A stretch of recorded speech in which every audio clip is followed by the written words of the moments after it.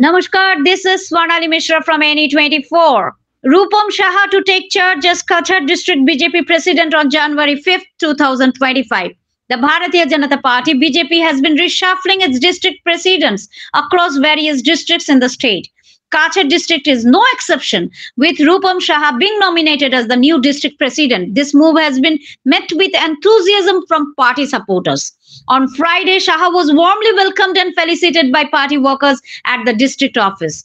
Speaking to the media, Shah stated that he will officially take charge of his new role on 5th January 2025, following all party norms and procedures.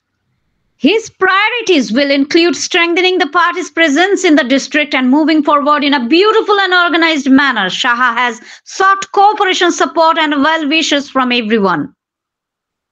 You can watch us on NE24 channel and get more news on our YouTube channel NE24. Subscribe to our YouTube channel and follow us on Facebook to stay connected with us.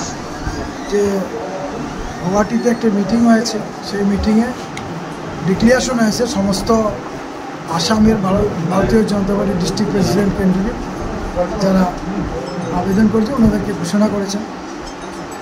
আর এর সঙ্গে শিলচরে হয়েছে, আমি খবর পেয়েছি বিভিন্ন social মিডিয়ার মাধ্যমে। তারপরে আমি নিজে জানার চেষ্টা করেছি এটা সত্য কিনা। দেখলাম, খবর নিয়ে দেখলাম না, ঠিক আছে, আমাকেই শিলচরের সভাপতি হিসাবে ঘোষণা করা হয়েছে কাছাড়ে।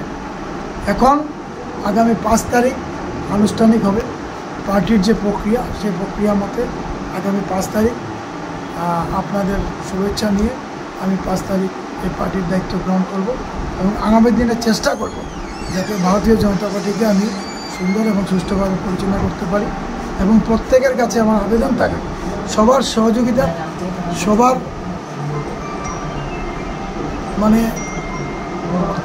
এবং সবার